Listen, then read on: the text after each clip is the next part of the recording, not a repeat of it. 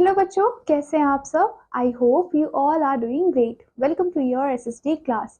So in previous class हमने अपने geography के चैप्टर्स को कंप्लीट कर लिया था। नाउ इन टुडेज क्लास हम बात करने वाले हैं हिस्ट्री की, और आज हम डील करेंगे हिस्ट्री के वेरी फर्स्ट चैप्टर से। And the title of the chapter is how, when and where. Right. So बच्चों, let's start with the chapter. So बच्चों, जो हिस्टोरियंस थे उन्होंने बहुत ही कन्वीनियंटली डिवाइड किया था वर्ल्ड की हिस्ट्री को 3 पीरियड्स के अंदर, ancient, medieval and modern period. And जितने भी हमारे स्टेजेस हैं उनको कैरेक्टराइज किया गया है बाय द डिस्टिंक्ट फीचर्स, जैसे कि society, economy, culture and politics, which means कि डिफरेंट डिफरेंट पीरियड्स में हमें डिफरेंट डिफरेंट चीज़ें देखने को मिली हैं, जैसे कि कल्चर अलग था, पॉलिटिक्स अलग थी, उसके अलावा इकोनॉमी अलग थी, सोसाइटी अलग थी। सो द एंशिएंट एज उसने विटनेस किया है बहुत ही ज़्यादा great emotions of man as a thinking, innovative and creative being. Now this laid the foundation of the great civilisation, जिसकी वजह से हमें क्या देखने को मिला बच्चों, बहुत ही ग्रेट सिविलाइजेशन देखने को मिले हैं, जैसे कि ग्रीक, हड़प्पा सिविलाइजेशन, इजिप्शियन, रोम सिविलाइजेशन, ये सारी चीजें हमें देखने को मिली है। एंड बच्चों, जो मेडिवल पीरियड था वो बहुत ज्यादा फेमस था अपने मोनार्की एंड सबजुगेशन के लिए for the common people, and system known as the feudalism, where the upper classes flourish at the expense of masses। तो बच्चों, हमें यहाँ पे क्या क्या देखने को मिला, हमें मेडिवल पीरियड में फेडरलिज्म देखने को मिला, विच मीन्स कि अपर जो क्लास के लोग थे वो बहुत अच्छे से फ्लरिश हो रहे थे at the expense of the masses. So सबसे पहले हम यहाँ पे पढ़ने वाले हैं major developments of the contemporary period, right, और the world.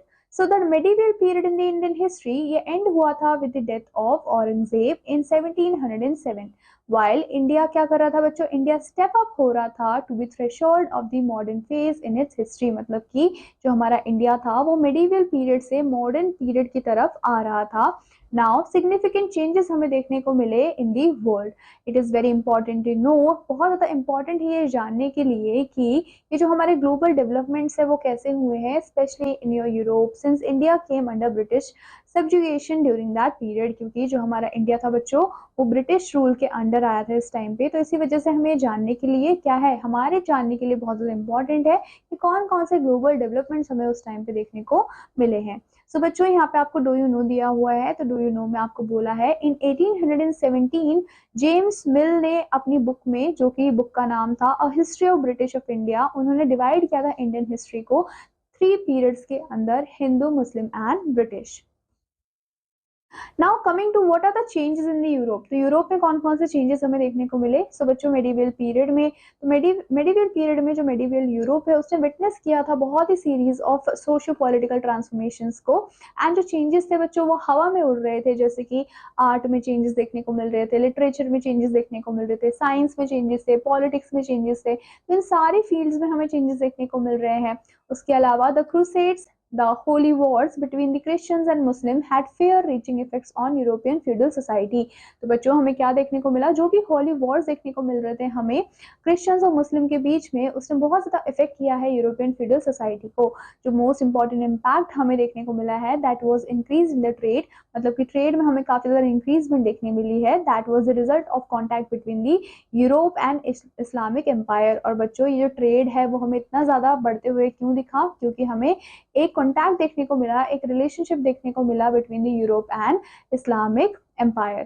Now, a major outcome of this trade was the emergence of an independent trade network। तो बच्चों, जो मेजर आउटकम हमें देखने को मिला इस ट्रेड का वो क्या था कि एमर्जेंस हो रहा था बहुत ज़्यादा इंटरडिपेंडेंट ट्रेड का, या फिर आप बोल सकते हो ट्रेड नेटवर्क का, जिसमें कंसिस्ट थे आपके merchants, artisans and rising middle class. Now जो मिडिल एज थे, जो कि बच्चों कब से कब तक था, 1400 से लेकर 1500 एडी तक, it came to an end, वो धीरे धीरे एंड होता चला गया यूरोप में with the growth of renaissance, क्योंकि उस टाइम पे बहुत ज़्यादा क्या हो चुकी थी बच्चों, ग्रोथ हो चुकी थी रेजिडेंस की, which is a cultural movement जो कि शुरू हुआ था आपके इटली में। Now from its birth place in Florence, ये स्प्रेड होता गया धीरे धीरे रेस्ट ऑफ द यूरोप में बाय द 16th सेंचुरी। जो रेनेसेंस का मतलब है बच्चों, that is known as rebirth, मतलब कि रीबर्थ इसका मतलब होता है। As such it saw the rebirth of classical ideas. तो बच्चों, यहाँ पे हमें रीबर्थ देखने को मिला क्लासिकल आइडियाज का, थीम्स का, that had long lane dominant in the Europe.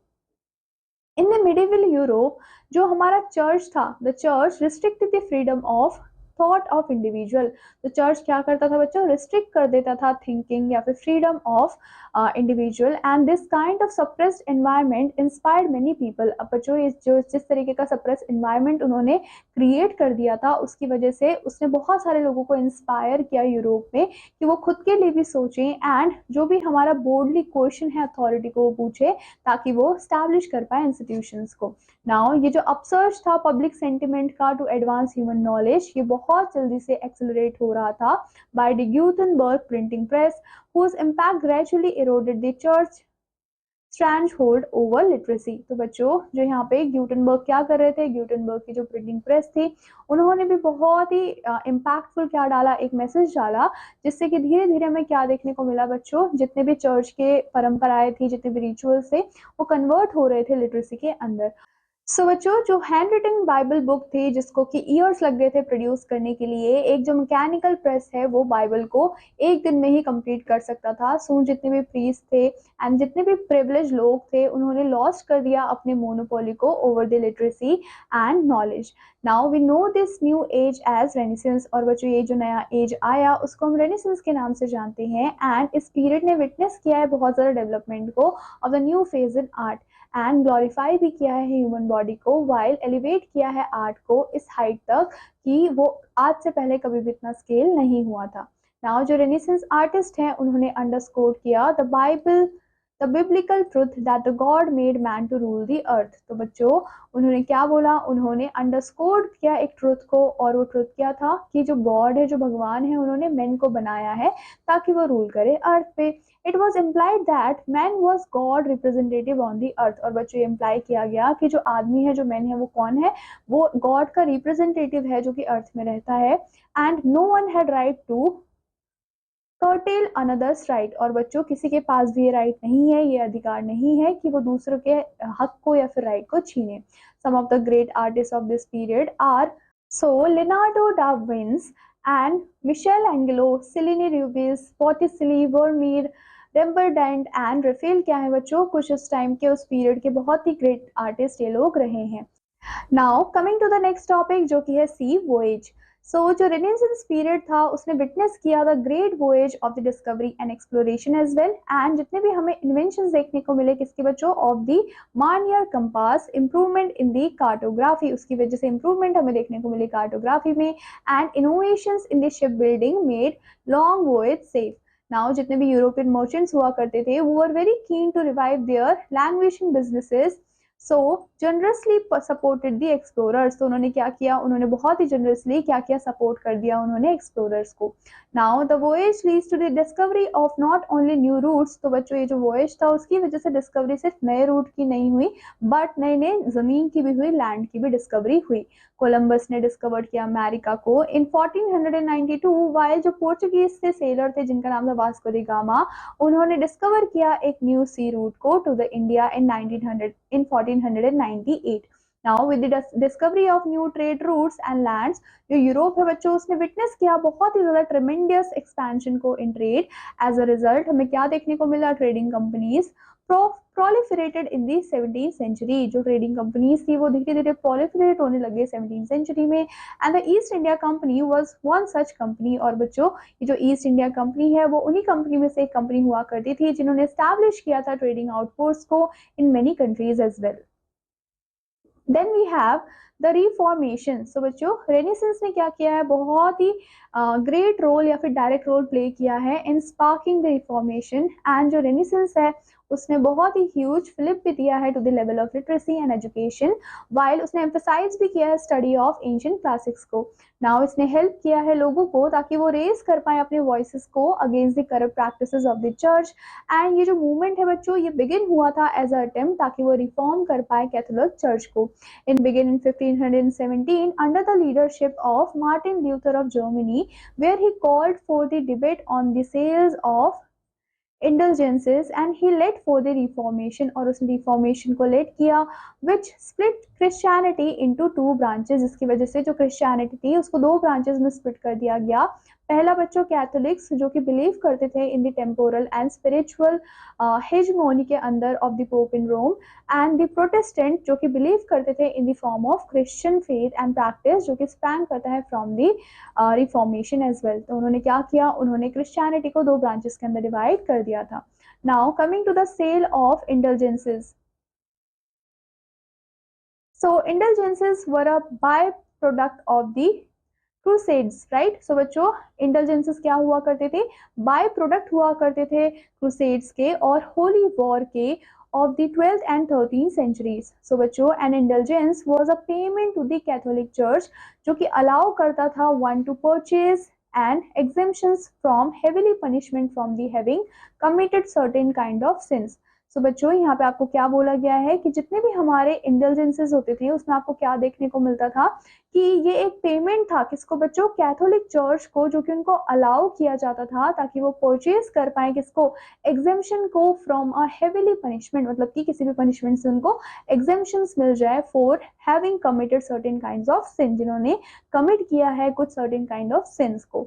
Now coming to the industrial revolution. So बच्चों in the second half of the 18th century जो लेबर बेस्ड इकोनॉमी थी इंग्लैंड की वो स्विच हो गई over the machines and industrial progress. It begin with the mechanism of the textile industry. उसकी वजह से हमें क्या देखने को मिला बच्चों, मैकेनाइजेशन देखने को मिला टेक्सटाइल इंडस्ट्री का। बिफोर दिस स्विच ओवर जितने भी गुड्स थे वो हैंडमेड हुआ करते थे, जो मर्चेंट्स थे वो सप्लाई करते थे पीजेंट्स फैमिलीज को with raw materials and collect करते थे फिनिश प्रोडक्ट को।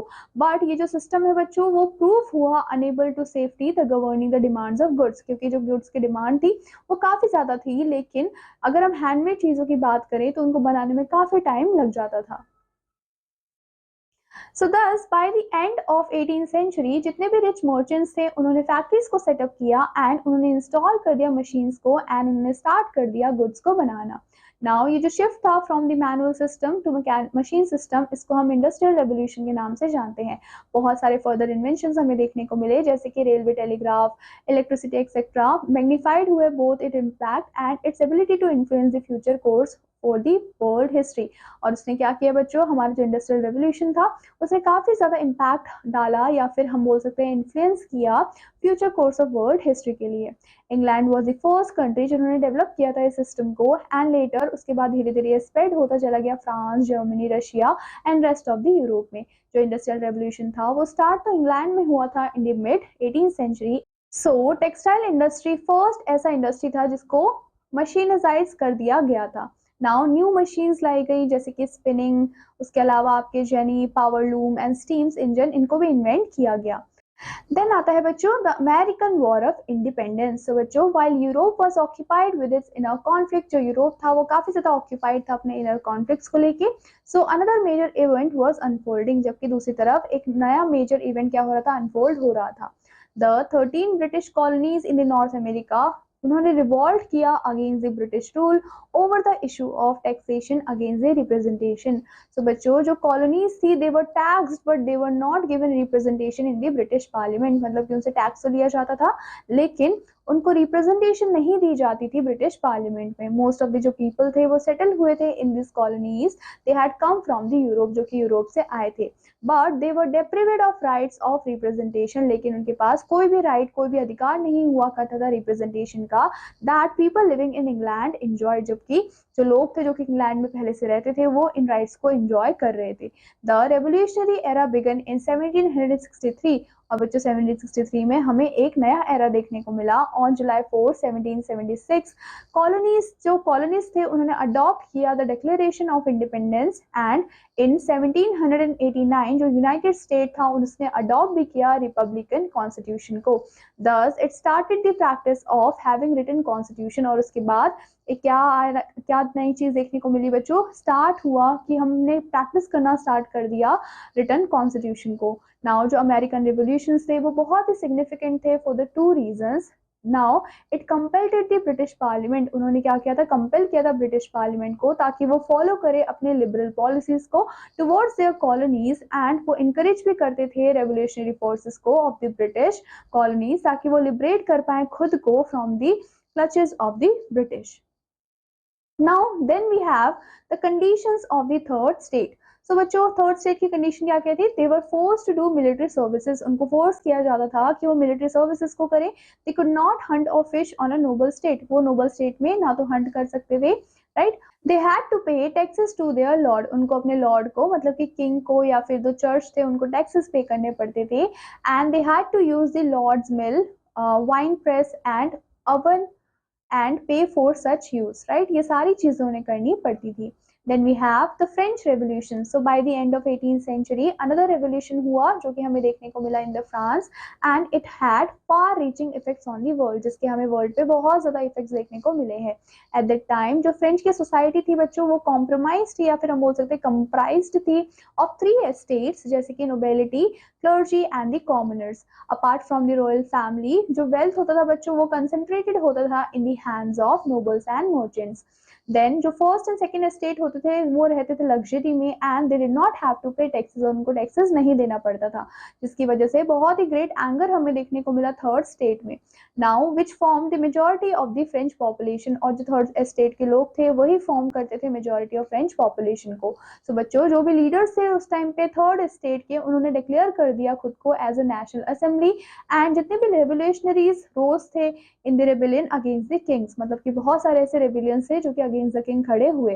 दे storm the Bastille the state prison and set the prisoners free. तो उन्होंने क्या किया बच्चों, उन्होंने जो हमारा प्रिजन था उस टाइम पे उसको क्या कर दिया, उसको स्ट्रॉन्ग कर दिया, एंड जितने भी प्रिजनर्स थे उनको फ्री कर दिया. इन अगस्त 1789 जो नेशनल असेंबली था उसको डिक्लेयर किया गया, and it came to an end to the feudal system and promulgated the declaration of the rights of men and of the citizen as well. तो ये चीजें डिक्लेयर की गई. क्या डिक्लेयर किया गया बच्चों, declaration of the rights of the man and of the citizen.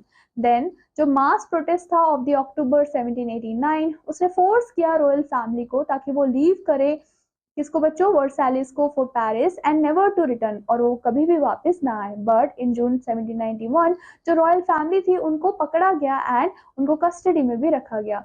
Louis 16 was later executed and thus the area of the French monarchy वो धीरे धीरे एंड की तरफ बढ़ती चली गई. इन 1792 जो पावर था बच्चों वो शिफ्ट होने को हमें देखने को मिला from the legislative assembly to the Paris commune, which was made up for representative elected from 48 neighbourhood district, जिनको की सेक्शंस का भी नाम दिया गया, and it paved the way for the post French republic. और उसके बाद क्या देखने को मिला, उसने एक रास्ता बना दिया था पहली फ्रेंच रिपब्लिक के लिए. Now coming to do you know, आपको यहाँ पे दिया गया है जैसे कि फ्रेंच फिलोसोफर्स जैसे कि रोसियो एंड वोल्टेयर, उन्होंने ओपनली क्या किया था, क्रिटिसाइज किया था कि जो भी एक्शंस थे किंग के एंड नोबिलिटी के एंड क्लर्जी के. सो बच्चों अब हम बात करेंगे अपने न्यू टॉपिक की जो कि है न्यू ज्योग्राफिकल कैटेगरीज. सो यहाँ पे हम पढ़ने वाले हैं रेज ऑफ या फिर राइज ऑफ नेशनलिज्म, कि कैसे लोगों के अंदर नेशनलिज्म की भावना उत्पन्न हुई या फिर राइज हुई.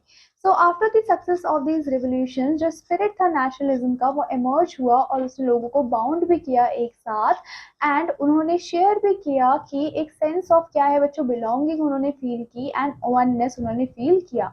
जो कंट्रीज है बच्चों वो डिवाइडेड थे इनटू मेनी पार्ट्स, वो बच्चों वापस उन्होंने खुद को यूनाइट कर लिया. एंड ये जो न्यू ट्रेंड है इन दी पॉलिटिकल फिलोसफी, इसकी वजह से हमें बर्थ देखने को मिला नेशन स्टेट्स का with defined geographical boundaries, a distinct way of life and governed by a unified code of laws. और बच्चों हमें क्या देखने को मिला कि जो भी नेशन का बर्थ हुआ उसके अपने ही डेफिनेट क्या थे, जोग्राफिकल बाउंड्रीज हुआ करती थी, उनके डिस्टिंक्ट वे ऑफ लाइफ हुआ करती थी, एंड उनको गवर्न करते थे by a unified code of laws.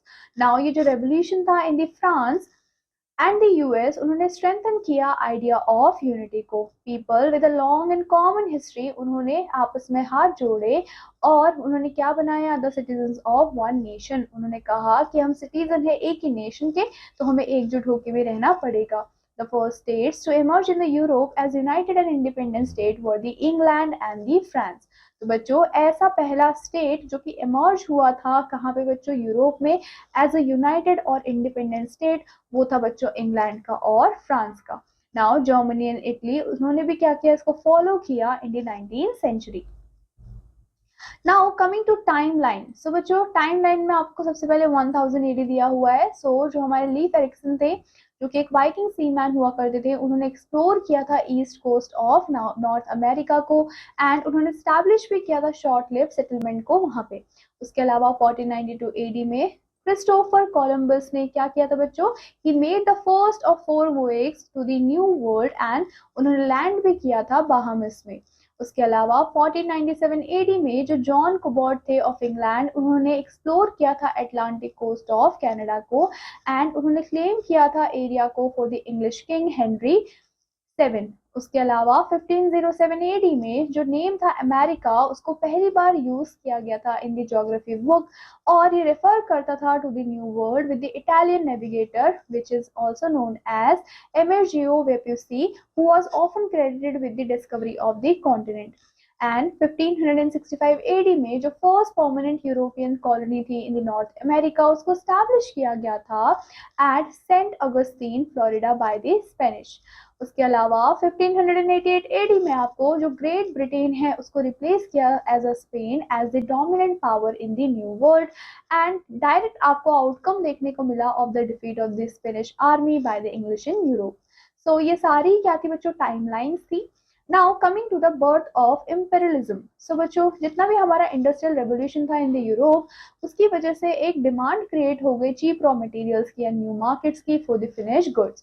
Now जो स्पिरिट था नेशनलिज्म का वो सपोर्ट कर रहा था क्रिएशन ऑफ नेशन स्टेट को, एंड ये जो नेशन थे उन्होंने क्या किया बच्चों, धीरे धीरे कंट्रोल लेना स्टार्ट कर दिया of other non industrialise Nations को एंड कॉलोनीज को। So after discovering new countries and sea routes to these places, जो यूरोपियंस थे उन्होंने एक्सप्लॉइट करना स्टार्ट कर दिया रिच नेचुरल रिसोर्सेज को of these colonies and making them economically backward, socially standard and politically weak. और उन्होंने उन जगह को कैसा बना दिया, एकदम पॉलिटिकली वीक बना दिया। नाउ जो वीक कंट्रीज थी एशिया अफ्रीका की, they were the prime target of the daring European adventurers, and this was where they came to the trade and establish their colonies. और यही वो टाइम था जिस टाइम पे वो आए थे, उन्होंने ट्रेड किया और अपनी कॉलोनीज को भी धीरे धीरे स्टैब्लिश करना स्टार्ट कर दिया था। नाउ ये जो एक्सपेंशन हो रहा था बच्चों उसी की वजह से बर्थ हुआ इंपीरियलिज्म का, जो कि एक टर्म है that means the forceful extension of a Nations dominance. जब आप क्या करते हो, फोर्सफुली क्या करते हो, एक्सटेंड करते हो अपने नेशन डोमिनेंस को by establishing economic and political rule over the other nations, उसको हम इंपीरियलिज्म के नाम से जानते हैं। By the middle of 18th century जो ईस्ट इंडिया कंपनी है बच्चों वो क्या बन गई, वो सबसे ज्यादा डोमिनेंट ग्रुप बन गई among the European traders in Asia with India as their most important base, जिसमें कि जो इंडिया था, जो भारत था, वो उनका सबसे इंपॉर्टेंट बेस बन चुका था। And this begin the colonial imperialist conquest of Asia. और इसी के साथ शुरुआत हुई बच्चों किसकी, colonial imperialist conquest of Asia की।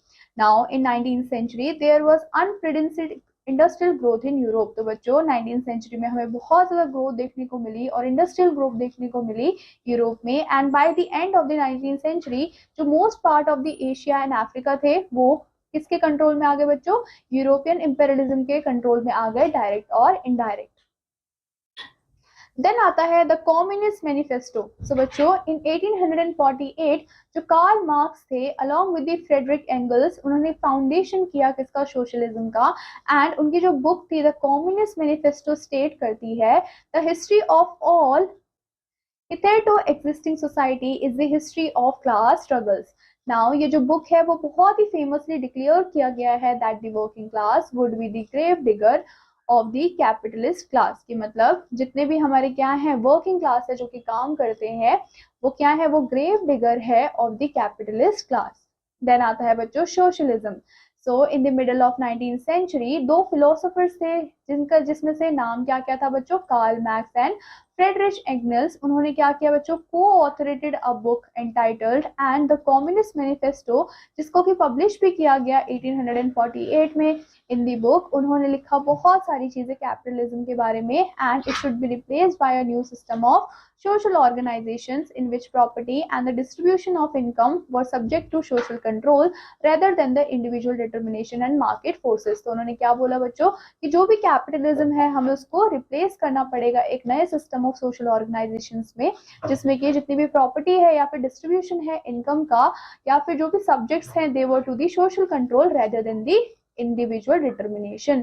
Now they argued that since the worker alone could transform the raw materials into the final product, उन्होंने आर्ग्यू भी किया कि जो वर्कर्स होते हैं वो क्या करते हैं, वो ट्रांसफॉर्म कर सकते हैं रॉ मटेरियल्स को फाइनल प्रोडक्ट के अंदर with the help of machines.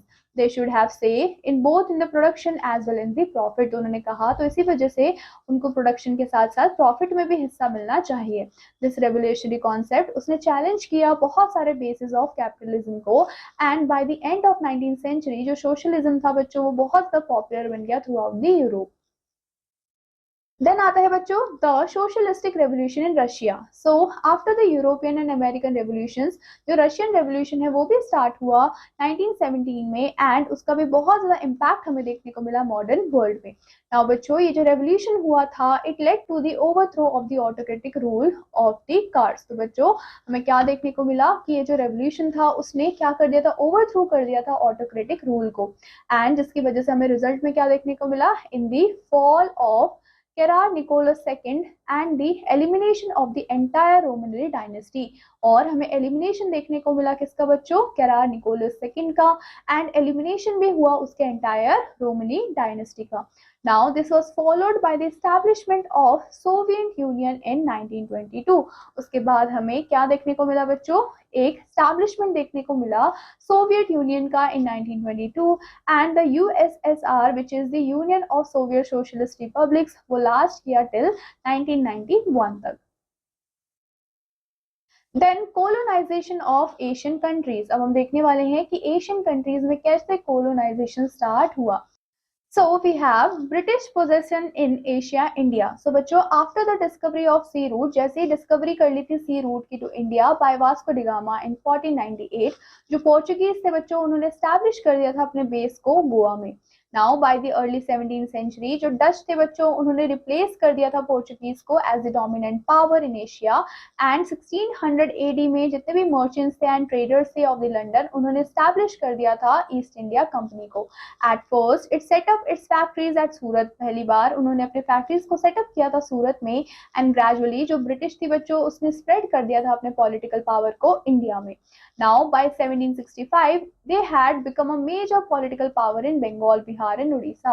और 1765 तक आते आते वो बहुत ज्यादा पावर में आ चुके थे बंगाल, बिहार और उड़ीसा वाली जगह पे, and this was the beginning of British imperialism in India. और बच्चों, यही टाइम था, यही स्टार्टिंग थी किसकी बच्चों, ब्रिटिश इंपीरियलिज्म की इंडिया में। Now taking advantage of disunity among the Indian rulers, क्योंकि उस टाइम पे बहुत ज्यादा डिसयूनिटी थी इंडियन रूलर्स के अंदर, तो उन्होंने क्या किया, उन्होंने इस चीज का फायदा उठाया, and they conquered one territory after another. और वो धीरे धीरे एक के बढ़ के एक जो टेरिटरी है उसको जीतने लग गए, उसको हासिल करने लग गए। And with the conquest of Punjab in 1849, जो होल इंडिया था बच्चों, वो पार्ट बन चुका था ब्रिटिश एम्पायर का। नाउ जो ब्रिटिश की पोजेशन थी in the Asia outside the India, उसमें इंक्लूड होते हैं बर्मा विच इज टुडे, आज के टाइम पे आप उसको म्यांमार के नाम से जानते हो, and Sri Lanka, Malaya, Hong Kong and Kowloon. ये सारे ही क्या है, जो ये सारी ही ऐसी जगह है जहाँ पे उन्होंने रूल किया था, उन्होंने अपने इंपीरियलिज्म का क्या किया था बच्चों, स्टैब्लिश किया था। जैसे कि तिब्बत, उसके अलावा आपके क्या है, पैलेस्टीन है, मेसोपोटामिया है, right, and mandate after world war first, right. तो ये सारी ही चीजें हमें देखने को मिली। So next topic we have China and the Opium War. So बच्चों, जो कॉन्फ्लिक्ट है between the Britain and China वो अराइज हुआ था 1839 में, एंड एट दिस टाइम जो चाइनीज पोर्ट ऑफिशियल्स थे उन्होंने प्रिवेंट किया था ब्रिटिश को, ताकि वो डिस्ट्रीब्यूट ना कर पाए ओपियम को to the Chinese port workers. Now जो ब्रिटेन है बच्चों, वो बहुत ज्यादा एजिटेटेड हो गए थे by the refusal of the Chinese emperor to grant them the right for the free trade, क्योंकि उस टाइम पे जो ब्रिटेन के लोग थे उनको राइट नहीं मिल पा रहा था वहां पे फ्री ट्रेड का, उसी वजह से वो काफी ज्यादा एजिटेटेड लग रहे थे। The emperor was against the opium being smuggled into China, क्योंकि उस टाइम पे जो चाइना के एम्परर थे वो बहुत ज्यादा अगेंस्ट थे ओपियम को सोल्ड आउट करने के लिए in China. Thus, a huge consignment of opium in a British warehouse in Canton was destroyed in 1839। इसी वजह से जो क्या था बच्चों, जो बहुत ज्यादा ह्यूज क्या था आपको देखने को मिल रहा था, ओपियम देखने को मिल रहा था, उसको डिस्ट्रॉय भी कर दिया गया 1839 में। Now this provoke the British to declare the wars against the China. और इसी वजह से जो ब्रिटिश थे वो काफी ज्यादा प्रोवोक हो चुके थे और उन्होंने वॉर डिक्लेयर कर दिया चाइना के खिलाफ, एंड इसी को हमने बोला first opium war. Now after the British victory, a treaty called the Treaty of Nanking उसको साइन किया गया in 1842। Under this treaty जो ब्रिटिश थे बच्चों, the British got the possession of Hong Kong on a 99-year lease, and जो British थे they were allowed to open 5 ports, जिसमें include थे आपके Canton to trade with China in 1997, and जो Hong Kong था बच्चों वो फाइनली रिवोटेड हो चुका था टू चाइना। नाउ इन 1843 जो ब्रिटिश थे बच्चों, they got the most favoured nation status under the treaty of the Vosges. Now it was also granted the right of extraterritoriality. तो बच्चों इसके तहत उनको और एक्स्ट्रा राइट्स मिलते चले गए, which meant exemptions from the arrest and prosecution any kind of search or seize of the British nationals. Soon हमें क्या देखने को मिला, अदर जो colonial powers थे जैसे कि United state, Belgium, France, Norway, Sweden, Portugal, वो भी बच्चों धीरे धीरे इन कंसेशंस में आते चले गए from the Chinese and they sign their own treaties, और उन्होंने भी अपनी अपनी ट्रीटीज को साइन किया. All this led to violent anti foreigner protest, और जिसकी वजह से हमें बहुत ही वायलेंट एंटी फॉरेनर प्रोटेस्ट भी देखने को मिले. Then we have, owing to the small incidents, a minor insult to the British flag and the murder of a French missionary, Britain and France declared a war on China. उसके बाद हमें क्या देखने को मिला बच्चों, उसके बाद जो ब्रिटेन थे और जो फ्रांस थे उन्होंने भी क्या कर दिया, डिक्लेयर कर दिया वॉर को ऑन चाइना. एंड जो सेकेंड ओपियम वॉर था जो कि 1856 से लेके 60 तक चला, इसकी वजह से क्या देखने को मिला, which led to the signing of the treaty of Tientsin, which is जिसको साइन किया गया था 1858 में. The Chinese later refuse to ratify this treaty, लेकिन जो चाइनीज थे बच्चों उन्होंने लेटर रिफ्यूज कर दिया कि वो रेटिफाई नहीं करेंगे इस ट्रीटी को, जिसकी वजह से हमें एंग्लो फ्रेंच वॉर देखने को मिला अगेंस्ट द चाइना. उसके अलावा Beijing was occupied by a consequence of this war, और बच्चों इस वॉर के कॉन्सिक्वेंस में जो बीजिंग है उसको ऑक्यूपाई कर दिया गया था. By the end of 19th century जो ब्रिटिश थे बच्चों, they had occupied a very large chunk of Chinese territory, जिसमें इंक्लूड थे आपके Hong Kong and a part of Kowloon as well. Then coming to Portuguese possessions in Asia. So बच्चों जो Portuguese थे, Portuguese adventurers जिनका नाम था वास्को डी गामा, उन्होंने सेल किया around the Cape of Good Hope and the southern tip of Africa, and वो reach करे कैलकट में इन दी 1498 AD. तो बच्चों उसी की वजह से क्या हो देखने को मिला, opening the sea route between the Europe and India. तो हमें एक ओपनिंग सी रूट देखने को मिला between the Europe and India. And जो पोर्चुगीज थे they started trading with India and spice island in far east Asia, और उन्होंने इंडिया के साथ भी ट्रेडिंग करना स्टार्ट कर दिया. उन्होंने एस्टैब्लिश किया अपनी कॉलोनीज को at Goa, Daman and Diu in India and Timor and Macao island in the far east. They also tried to occupy Sri Lanka. वो चाहते थे कि वो ऑक्यूपाई करे श्रीलंका को, but it were driven out by the Dutch. लेकिन डच ने उनको वहां से भगा दिया. वो were already established, क्योंकि उस टाइम पे ऑलरेडी श्रीलंका में डच स्टैब्लिश हो चुके थे. Then coming to the Dutch possessions in India. So बच्चों जो डच थे उन्होंने भी स्टैब्लिश किया था ट्रेडिंग कंपनी को एंड ट्रेड को with India and the spice island in the far east. तो उन्होंने ऑक्यूपाई किया किसको बच्चों, बंताम को फ्रॉम द पोर्चुगीज, एंड उन्होंने स्टैब्लिश कर लिया था अपने ट्रेड सेंटर को वहां पे.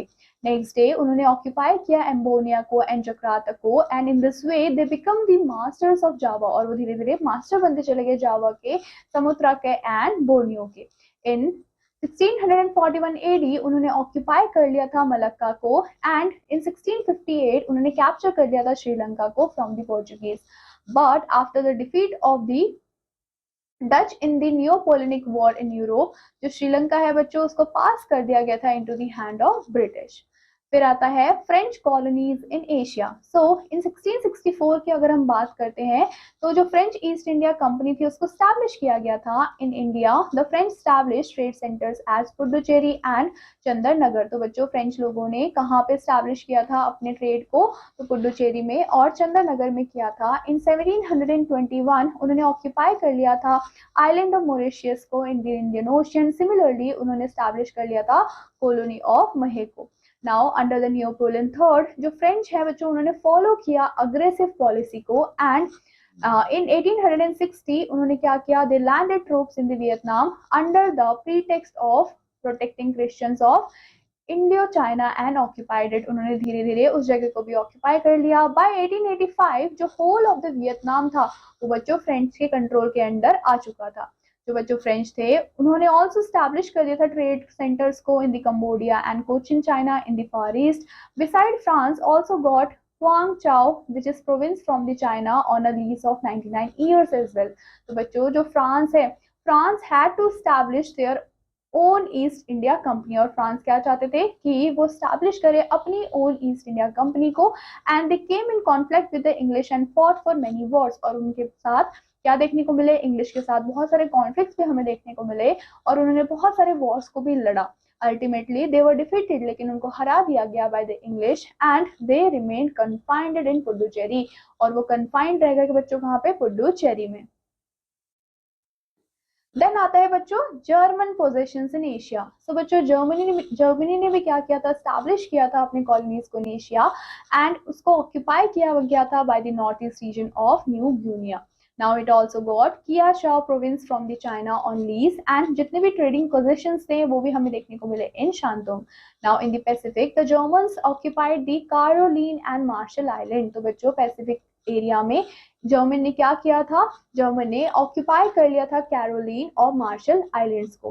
फिर आता है Russian positions in Asia. So after the defeat in the Crimean war, so बच्चों जितने भी रशियन रूलर्स थे उन्होंने स्टार्ट कर दिया था ऑक्यूपाई करना सेंट्रल एशियाटिक कंट्रीज को between 1864 and 1868 AD. They occupied Kokand, Bukhara and Khiva, उसके अलावा Tashkent, Turkistan and Samarkand etcetera, इन सारी जगहों को इन्होंने ऑक्यूपाई करना स्टार्ट कर दिया था।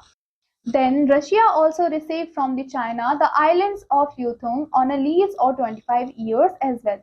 Now coming to our next topic जो कि introduction to sources. So बच्चों period under the study has a very large bulk of sources, archaeological sources are comparatively less important होते हैं for this period, and जो literary sources होते हैं वो great importance रखते हैं to medieval period. तो सबसे पहले हम बात करेंगे literary sources की।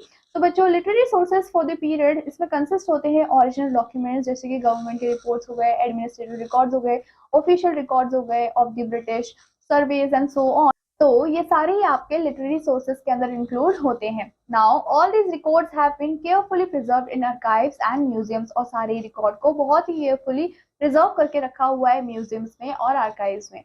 Now coming to what are official records. So बच्चों जो मुगल्स थे उन्होंने इंट्रोड्यूस किया था कल्चर ऑफ रिकॉर्डिंग एवरीथिंग, क्योंकि मुगल जो भी चीज करते थे उनको रिकॉर्ड करके रखा करते थे। This was further and perfected by the British, और बच्चों उसको फर्दर कर दिया गया, उसको परफेक्टेड किया गया बाय द ब्रिटिश। एंड जितने भी ऑफिशियल रिकॉर्ड्स होते थे ऑफ द ब्रिटिश एडमिनिस्ट्रेटर वो बहुत ज्यादा इंपॉर्टेंट हुआ करते थे और इंपॉर्टेंट सोर्स हुआ करते थे as the British believe that, क्योंकि ब्रिटिश बिलीव करते थे that very instructions, plan, policy, decision, agreement and investigation had to be clear written. मतलब कि सारी चीजें जो भी हम कर रहे हैं स्टेप बाय स्टेप, जो भी प्रोसेसेस हम फॉलो कर रहे हैं वो रिटन में होने चाहिए। Now every administrative decisions was recorded, इसी वजह से जो भी एडमिनिस्ट्रेटिव डिसीजन होता था उसको रिकॉर्ड किया जाता था केयरफुली एंड प्रिजर्व भी किया जाता था। एवरी एग्जीक्यूटिव, लेजिस्लेटिव और जुडिशियल बॉडी उनके भी रिकॉर्ड रूम्स हुआ करते थे in which even the smallest record को भी वहां पे रखा जाता था। वेल कैटलॉग्ड होते थे ये रिकॉर्ड्स, एंड दस the proceedings of each government department वो भी हमारे पास अवेलेबल होता है। This has help the historians immensely, और इसी वजह से ये जो सारे रिकॉर्ड्स हैं इन्होंने हिस्टोरियंस की हेल्प की है बहुत ही ज्यादा in the study of that particular period. Many of the official records of this period are now preserve, बहुत सारे ऐसे रिकॉर्ड्स हैं जिनको प्रिजर्व किया गया है in the National Archives of India as well. Then we have survey reports. तो बच्चों जो ब्रिटिश होते थे उन्होंने क्या प्रैक्टिस करना स्टार्ट कर दिया था, वो सर्वेस करवाना अलग गए थे, and because they believe that surveys would enable them to effective administer the country, क्योंकि उनको लगता था अगर वो सर्वे करेंगे तो वो किसी भी कंट्री को बहुत ही इफेक्टिवली चला सकते हैं एंड वो लोगों को अच्छी तरीके से जान भी सकते हैं। Population surveys, revenue surveys, land surveys and बहुत सारे अलग अलग टाइप ऑफ सर्वेज थे जो कि कंडक्ट किए गए थे। Now mapping was a very important part of this surveys, and जो ब्रिटिश थे उन्होंने बहुत ही large number of topographic map भी बनाए थे। सेंसस ऑपरेशन भी इस टाइम पे बिगिन हो चुके थे, and all these reports are also available to us. Then आता है बच्चों इंडिजिनस रिकॉर्ड्स। तो बच्चों जितनी भी डायरीज थी, अकाउंट्स ऑफ पिलग्रिम्स थे, ट्रैवलर्स थे, न्यूज़पेपर्स थे, बुक है, नोवेल है और लीफलेट हो गया, ये रिफ्लेक्ट करते हैं feelings of the Indian under the British rule. मतलब कि जिस टाइम पे ब्रिटिश रूल चल रहा था हमारे इंडिया में, उस टाइम पे हमारे इंडिया के लोग क्या फील करते थे। So people wrote in English and in the regional languages, तो लोगों ने इंग्लिश लैंग्वेज और रीजनल लैंग्वेज दोनों में ही लिखा है। And Dadabhai Naoroji wrote poverty and un British rule in India. वैसे ही बच्चों यहाँ पे दादा भाई नौरोजी ने क्या लिखा था बच्चों, पॉवर्टी के बारे में एंड अन ब्रिटिश रूल के बारे में लिखा था, जो कि इंडिया में हुआ था, ताकि वो हाईलाइट कर पाए एक्सप्लोटेटिव नेचर को ऑफ द ब्रिटिश रूल, कैसे ब्रिटिश के लोग क्या करते थे, एक्सप्लॉयटेशन करते थे हमारे इंडियंस लोगों का। न्यूज़पेपर जैसे कि आपका केसरी जो कि मराठी में होता था, महाराष्ट्र जो कि इंग्लिश में होता था, they also made people aware about the real intentions of the British. तो ये न्यूज़पेपर कुछ ऐसे थे जिन्होंने ब्रिटिश के रियल जो इंटेंशंस थे उनको भी बताया। When the national movement was at peak, तो बच्चों जिस टाइम पे नेशनल मूवमेंट एकदम पीक पे था, जो ब्रिटिश थे उन्होंने ट्राई किया कि वो सप्रेस करें इस प्रेस को, लेकिन वो फेल हो गए। We will study the history of last 250 to 300 years in the subsequent chapters regarded as the modern period। तो बच्चों हम क्या करने वाले हैं, हम हिस्ट्री को स्टडी करने वाले हैं 250 से लेके 300 ईयर्स तक के पीरियड को एज अ मॉडर्न पीरियड अपने आगे के आने वाले चैप्टर्स में। जो मॉडर्न पीरियड इन इंडिया है वो एसोसिएट होता है with the establishment of British colonial rule and are fight against it. So बच्चों हम यहाँ पे स्टडी करने वाले हैं सोशियो कल्चरल चेंजेस को that came about in India under the influence of British. मतलब कि जिस टाइम पे ब्रिटिश रूल कर रही थी उस टाइम पे कौन कौन से सोशियो कल्चरल चेंजेस हमें देखने को मिले, तो सारी चीजें हम पढ़ेंगे। हम आगे रीड करने वाले हैं नेशनलिज्म के बारे में, जो कि इंडिया में हमें देखने को मिला, जिसकी वजह से अल्टीमेटली हमें फ्रीडम भी मिला। We will also see what are the developments जो कि हमें देखने को मिले, कैसे बच्चों since then how they have affected our progress, और वो जो डेवलपमेंट्स हमने किए हैं वहां से लेके आज तक हमने कौन कौन से ऐसे प्रोग्रेस किए हैं, ये सारी ही चीजें हम हिस्ट्री के चैप्टर्स में आगे पढ़ने वाले हैं। अब यहाँ पे आपको पिक्चर में भी दिया हुआ है कि क्या है बच्चों, ये केसरी है which is brought out by बाल Gangadhar Tilak, right. So that is all about history first chapter। I hope आपको ये चैप्टर अच्छा लगा होगा and I hope कि आप इसको रिवाइज भी करेंगे। I'll meet you in your next chapter। Till then take care and bye bye।